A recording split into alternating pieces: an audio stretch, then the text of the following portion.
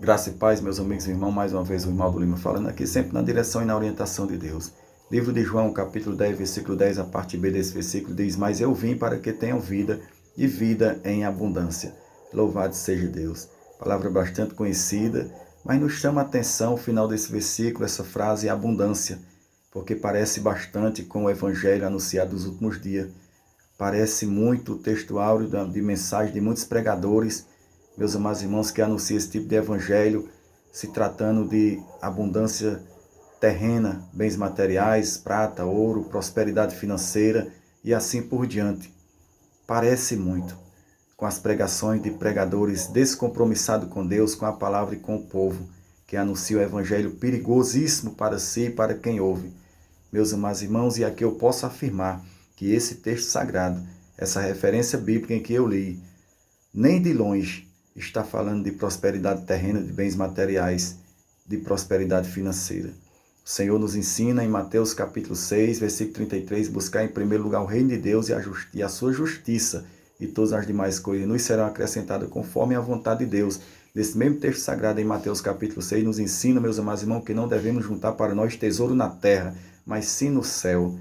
Louvado e exaltado seja Deus. E o evangelho genuíno, evangelho de poder, é o evangelho que o apóstolo Paulo ensinou também, que não é o evangelho dele, mas sim o evangelho de Cristo. Ele diz: sede meus imitadores, assim como eu sou de Cristo.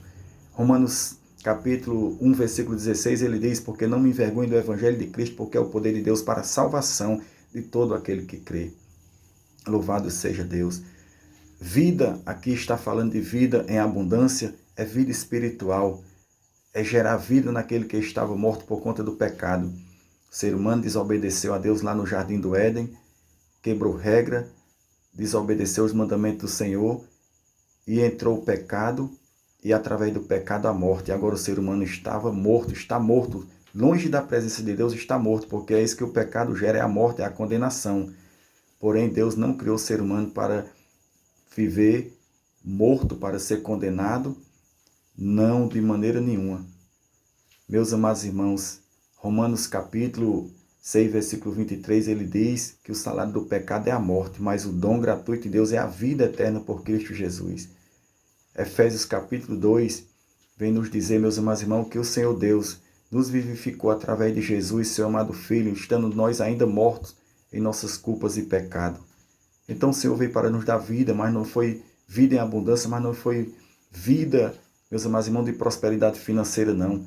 Muito embora ele é dono de tudo, ele é dono do ouro e da prata, ele é o abençoador, mas o plano perfeito de Deus, o projeto perfeito de Deus, não é, meus amados irmãos, prosperidade.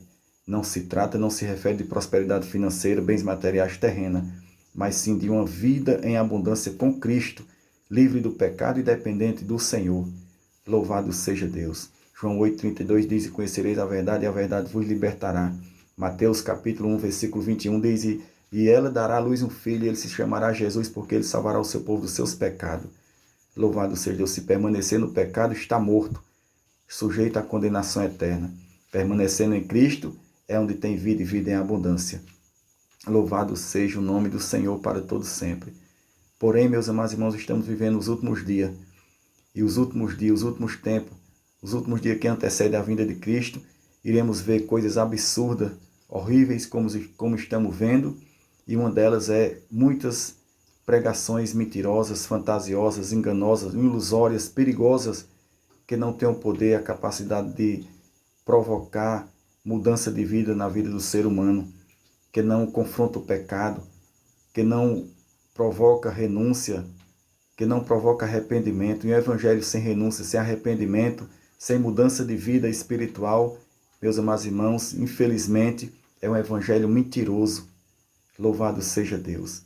O evangelho autêntico é o evangelho que o apóstolo Paulo nos ensinou. Romanos capítulo 1, versículo 16, porque não me envergonho do evangelho de Cristo, porque é o poder de Deus para a salvação de todo aquele que crê. O evangelho autêntico, genuíno, ele provoca mudança, ele provoca abundância de vida, mas é vida espiritual. Tenha cuidado com o evangelho que você está ouvindo. Evangelho esse que, infelizmente, atrai muita gente, bastante multidão. Multidão essa que vem vazio e permanece vazio.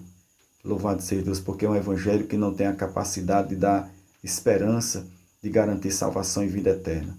Mateus capítulo 11, versículo 28, 29 e 30, ele diz assim: vinde a mim todos vós que está cansado e oprimido, e eu vos aliviarei. Ele diz, olha, vocês que estão com seus fardos pesados, que no caso é as consequências do pecado, troque pelo meu, que é leve. Aprendei de mim, que sou manso e humilde de coração, e encontrarei descanso para as vossas almas. Deus abençoe sua vida e guarde essa palavra no seu coração. Em nome de Jesus.